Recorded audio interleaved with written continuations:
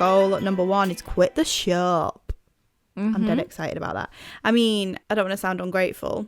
Like, I'm super grateful for all the orders that I've had over the year, but I mean, like, I've literally had barely any orders. Something that I did want to chat to you about.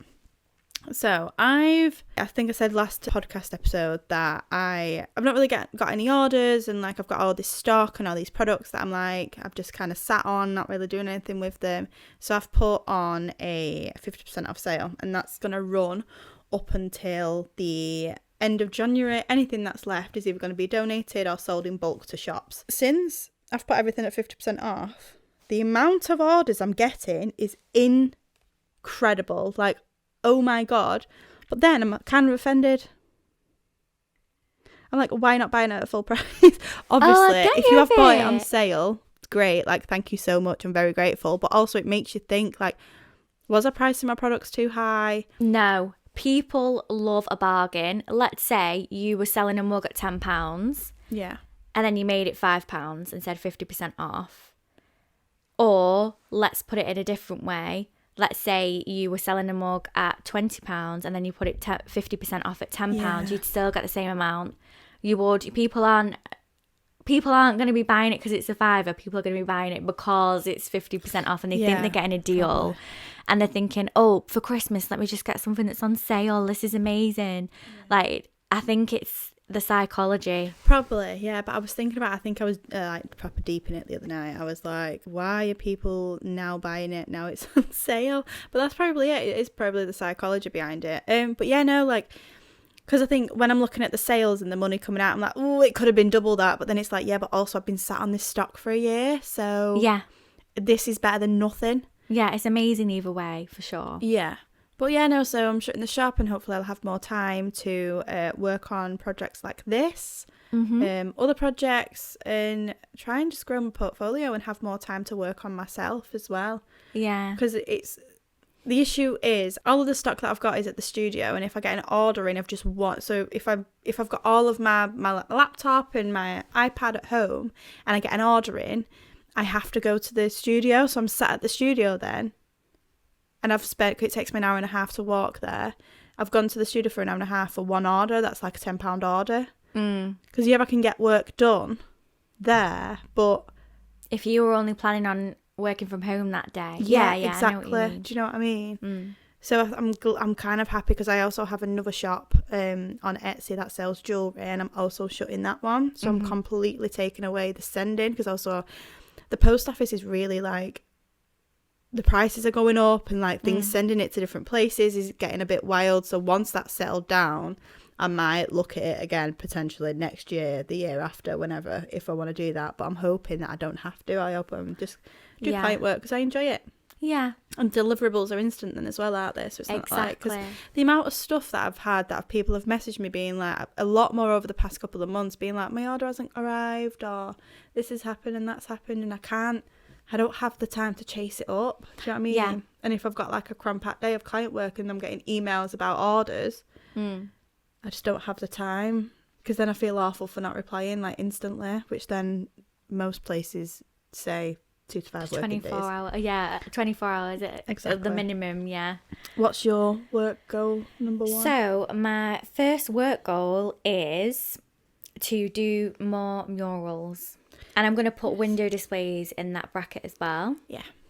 I would really like to do them. So I've done 2 mural designs. One of them I did in person. It was like really huge and I was really grateful to have it. It took me like a week or over a week to do it, because I was so particular about everything. I was like, no, I'm going to go back on this spot. I'm going to do another layer here. But I absolutely loved it. And it was just so great to be I know that, I don't know what I'm saying here. I know that digital work is still practical work, but it's not really like hands-on.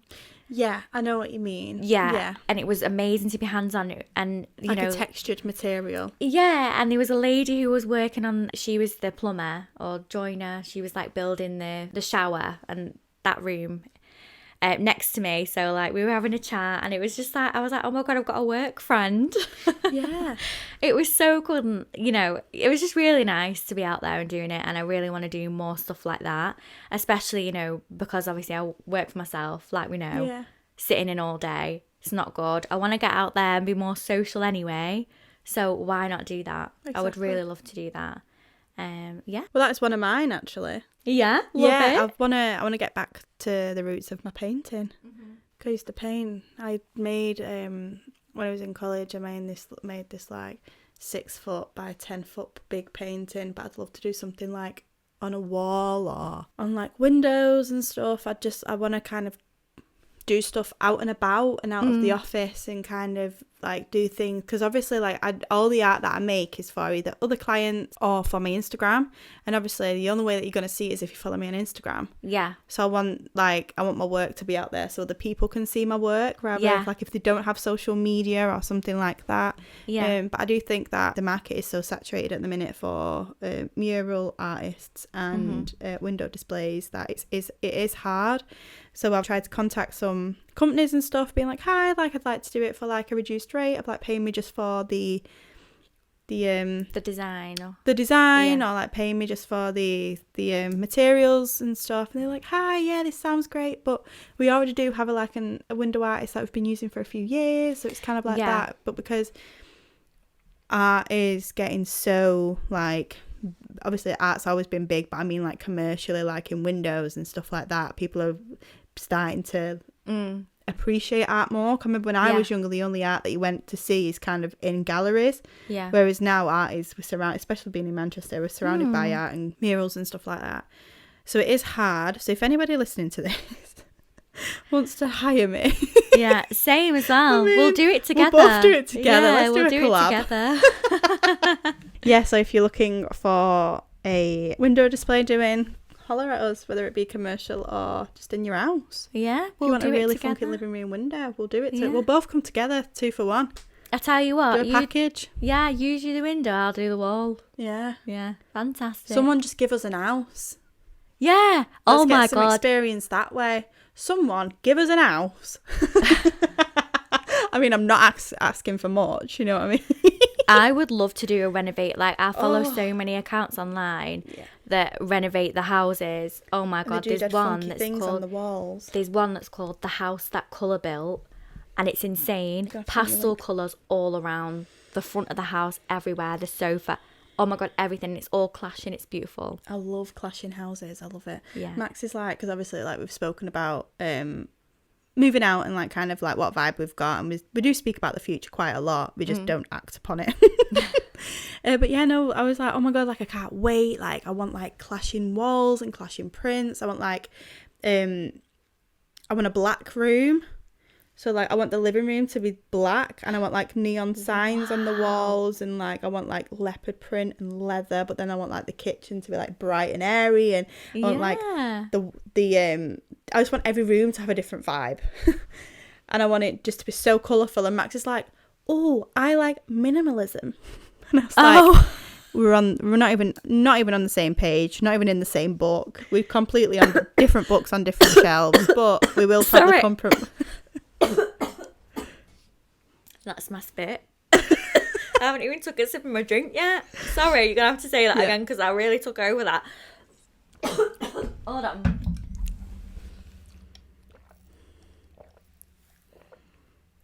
You know, you just breathe in and you breathe in a bit, you spit. Yeah. Bloody hell. So yeah, Max is like, oh, well, I like minimalism, and I'm like, we're not even on the same page, not even in the same book. We're on different books on different libraries, so that's where we are right now. But yeah, no, so we'll probably compromise, and we'll probably get a really colourful house, because you know, like compromise all that compromise that Max will do. No, we both will compromise. But yeah, he has a lot of like Star Wars memorabilia and stuff, so I think it'll be pretty cool. It'll be like a nice fun house. It's as if you would have, I can imagine it now. I think it's as if you would have given kids a house to decorate, and I cannot wait for the colour. I can't wait to see it. Amazing. Right, what's your next one? Mine is I've spoken about getting experience doing windows. We've literally got the same goals. It's ridiculous. Apart from my next one is work on my shop, and yours is close it. Get rid. Well, that's it, because I remember like I was speaking about this on my Instagram actually. Like I shared this quote. I share it quite a lot. well, I used to, being like learn to rest, not quit. And it's all about like learning to like reevaluate your stuff, or which it does still make sense in certain aspects. So like when I see the quote, learn to rest, not quit, I take it as if you're feeling like shit, take a few days off to like reflect and chill, and then like kind of pick it up instead of trying to power through it. And then all of a sudden you just get overwhelmed. Like the analogy I like to use is everybody's kind of balancing plates, and life throws these plates at you, and you're just kind of juggling them all and trying to just like keep them all from dropping. And then as soon as one drops, it seems to be like a snowball effect. Yeah. So then that kind of spooks you into dropping more plates, whereas if you kind of put the plates down for a little bit and then pick them up. So that's how I take that quote. But then I was kind of thinking, learn to rest, not quit, but the shop, I need to quit it. Like it's like not feeling guilty for quitting something as well. And like sometimes I feel like when you quit something, like there's always this negative connotation with quitting, and like, oh, I'm not a quitter, but I'm like, I am a quitter because I know it's my best interest to quit right now. But you're not quitting your whole career. No. You're just quitting a sort of a small part small of it. bit, something that isn't bringing me joy. I can remember it was like, if it doesn't bring you joy, money or orgasms, it's not worth it. And like, to be fair, where's the lie? Where is the lie? Where is the lie? And it's not bringing me either.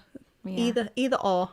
So I'm like, do you know what? Now let's quit, and we can always pick it up and reevaluate in a few years' time or whatever. But yeah, no. So my third, are we on the third? I don't know. I've lost track of time, and we got about 10 each in the end. So my work goal is make the studio a me space, get rid of racking and boxes. So yeah, that kind of comes hand in hand with the getting rid of my shop. So once I get rid of all the products, I'll have more space, and I kind of want to make my studio a comfortable space to be in, because it's full of stock at the minute, and I've got racking up, and I want to kind of get rid of the racking. I want to get a little sofa in there. I want to get like some soft furnishings, like a rug and some cushions and stuff, so I can kind of have, if I want to have a break. And obviously Luna comes to the studio with me, and it'd be nice for her to have her little sofa to sleep on. Yeah, really, really cute. But I've been looking on like little dog sofa. I know, I love her so much.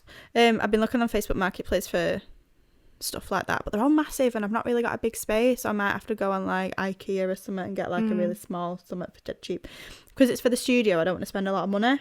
Yeah, because if one day I do decide to paint and I get paint on it, I'll be fuming if I've spent a lot of money on it. Oh yeah, that's true. I just want to make the space my own. I mean, I already have with the paint. Obviously, I've painted it bright pink, and everybody's always like, I can always tell your space, it's pink. I'm like, yeah. But yeah, no, that's what I want to do. What's yours? What's one of yours? So my last one, so it's to work on the shop. Yeah. I haven't really put a lot of focus and attention onto it ever, really. I opened it about a year and a half ago, just sort of at first selling 10 prints, 10 A3 prints. And that did do really well at first. And then I sort of like got a bit distracted with client work and other things. And recently, just before the market, I brought loads of my Instagram designs into print. I've done my calendar again this year. I've got loads more greetings cards. I've got a few mug designs, and obviously I've been selling them at the markets, and they've been doing really well. So I'm thinking, found markets really, really helpful for you. Really See, I've helpful. never really done markets. I think some of them are hit and miss. So I did Stockport and Warrington. They are broke even. So it cost me £50 for the stall. And I only made, I think, £60 at Warrington and £54 at Stockport. So I made £4, but obviously that's not profit. So I probably ended up losing money there. Yeah. But I did get my name out there a bit more. And I think I did get 1 or 2 portrait commissions. So in the end, it ended up being all right. But it's not my customer there. Whereas others like West Didsbury and the one that I did yesterday, Salford Keys, I got more of that, like more people were stopping and talking to me because it was like they were my customers. Yeah. Do you know what I mean? So it is a bit difficult to try and figure out which ones are good and which ones aren't. But, you know, I'm getting the hang of it. As well, innit? Like it's... Yeah, definitely. So, yeah, next year, I don't think there's many on in January because not many actually set any up. Everyone's skin in January. Everyone's skin, and it's always really quiet. And plus it's a 5-week month as well, so I think there is less anyway. Yeah. But yeah, into next year, I'm definitely going to try and do more markets, make a bit more money, bring more products out, and I'm not on the high street now. I've not set up my shop yet, so yeah. That's what you can do in January. Yeah, I need to set that up in January and launch that as well. So, yeah, looking good at the shop. I mean, I don't know. This time next year, I might say, I might say the same thing as you and just say it's not for me. You never know until you try, and I think it shows something that we're trying. Yeah, what we've tried. Definitely. I think I always change my mind as well. Like this time last year, I was like, I don't think I want to sell stuff anymore. I just want to do really cool projects. And now I'm like, I don't want to do client work anymore. I just want to sell my own stuff. Well, that's it. And I think it's understanding that we're all right to change our minds as well. I change it every minute. It's ridiculous. So I only have one more, and that is, well, it's 2 in 1. Is this your big goal? No, this is still my work goal. Oh, yeah. It's 2 in 1, so it's like have a stable income every month. So I want to make £2,500 every month. Love it. That's what I want. That's my number, because then that 2,500 is like I know it's a lot of money. Like, would have told younger Roxanne 2,500. That's a lot of money each month. But it covers like my bills, the office, like the studio space. It covers my equipment and stuff. And obviously, once I've taken everything out of that, because the idea is I want to save £500 every month. Mm-hmm. I want to be able to have the option to do that. I want to be able to be comfortable and like to be able to make sure I put money away for tax and stuff like that. And I do think that's like £2,500 a month is a nice number to be on, because what's that? It's like it is nice. Yeah, it's nice. Yeah, what it wage seems, is it that? It seems so expensive. Like it seems like a lot of. I know it, and it is a lot of money. Before tax, that's like what, 30 or something. Let's have a look. 2,500 times 12. Yeah, so before tax, that's 30k. I'm remembering you've got to pay for your studio and stuff as well. So, like, people who are on a 30k wage obviously don't have to pay for that sort of stuff. No, but they pay for a house. True. Yeah, so, like, I want to come out with 30 grand a year. Yeah. But then, obviously, then all my stuff comes out. I feel like 30 grand a year is a nice... It's kind of like the base rate for design, isn't it, really? 30 grand? Or is it, like, anything from, like, 24 to 36? To start out as a designer, you're probably looking at, like, 18. Okay, yeah. So, but that's like when you first start out. I mean, it might have changed now. Yeah, well, it's doable, like, right now, because I would say that, like, I have enough experience in the design world. Yeah. To be able, I'm not just, like, a starting off base level designer anymore. Yeah, like, no, of course. And you're going to make more money as a freelancer anyway. It's just the thing. It's just that you make more money, but you just have less stability with it, because it's definitely doable. Like, I had a few months ago where I made, obviously not profit, but money coming in. I made £4,000. That's amazing. In 1 month, but then the month after I made £500. So it's like it varies that much, and I don't think many people talk about this. It's like how much money like we do make, because if you are getting good client after another, you can make bank. You can make so much. You can. Money. But then also, if you're not marketing yourself right, or if you're not putting yourself out there, you can make nil pois. But that's the thing, I think eventually designers that have been designing for 10 years, they're going to have good client after good client after good client, and that is going to be us one day. Yes, I think if we all came together as collectives, come together as a collective of creatives, I think, and kind of have more of an open discussion about what we should be pricing ourselves at and what kind of is the going rate, it would make life a lot better for us all, because I have quite a few regular clients who come to me and they know how much I charge, like they know how I price myself, what I price myself on, and blah blah blah, and they've seen the outcome of that. They've seen the products do well, better than the ones when they've kind of bought a non-exclusive design online, then when they come to me and get bespoke exclusive designs for like repeat patterns and like harnesses and stuff like that. But new clients at the minute, like I've noticed a lot more over the past like 3 months. A lot of people are being like, hi, can I have a quote for this? And I'm telling them a quote, oh, well, this person could do it for 30 quid. And it's like, well, that's great. Go with them then. But however, I should mention to you, they shouldn't be charging that little. Yeah. Obviously, like we've had these discussions about stuff like this, and we've got a whole podcast planned about this. Maybe even a few. Oh, yeah.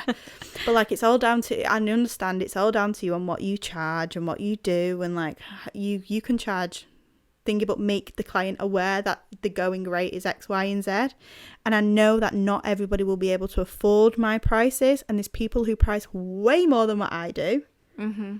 But then it's all down to experience. It's all down to who the client is. It's like, if a real small business came to me that was starting out and they've not really got anything and they wanted a repeat pattern making, I wouldn't charge them the same amount as what if ASOS came to me and done it. Oh yeah, 100%. You charge per, depending on the business, and you charge depending on and the intricacy and stuff like that. But yeah, no, so I think if we all just came together as collectives and was kind of had an official agreement to be like, right, this is how much people should be able to expect, because then, like, if X person is charging 30 quid and I'm charging 250 quid, this person's like, why are they charging this much when this person charges that much? It's such a grey area, isn't it? It's hard, and I'm really, really torn on it, because I'm like, I know that not everybody will be able to afford that, and those people who charge little do fit a purpose for the people who can't afford these designs. But then also, you're pricing yourself way too low because you've got a full-time job and you're doing this just on the side, whereas this is my living. Yeah, and I think people forget that sometimes. One thing that I would suggest is, if you are an illustrator listening to this, try and get, and it can be a bit, I can't remember how much it was, I think maybe it might have been £15 a month. Go on the AOI, which is the Association of Illustrators, get yourself a subscription. They can really help you out if you've got any queries. They have tables and stuff of how to price yourself as well. So they've got a pricing survey, so join up and search for the pricing survey, and it'll tell you the average designer's pricing on different things. So there'll be like pricing on murals, and everything is broken down, advertising, all that sort of thing, and it'll show you like what you should charge for a small company, a medium-sized company, a big company, and like an exceptional company, and you can sort of like realize how much you should be quoting. A gauge of like where you should be pricing yourself at. But yeah, like you could, like, it's free world, like you can price yourself whatever you want to price yourself at. You can do stuff, everything for free if you want, but just be aware of how that reflects on everybody else. Yeah, 100%. Because I find this topic like quite difficult to navigate, because I don't want to seem like I'm being a dick, but also I don't want to be like, yeah, everybody should just work for free, because then it sets a precedent for everybody else. I think sometimes it is good to work for free. Yeah. Like at the beginning. I've worked for free. I've done free stuff for charities before and stuff like that. Yeah, I think it all just depends on your boundaries, like we were saying. Yeah. It's all what you're comfortable with. If you're not comfortable working for free for somebody, do not do it. Don't do it. Especially if you've noticed some red flags as well. Just don't do it. Also, that was on my list as well. I've lost it again. But that's on my list too. I definitely want to be more stable with money, and I want a stable income. I want to be able to have, so I've got a business account which I take money out of willy-nilly, like here and there. I want to need money for this, take it out. I want to be able to not have to do that anymore.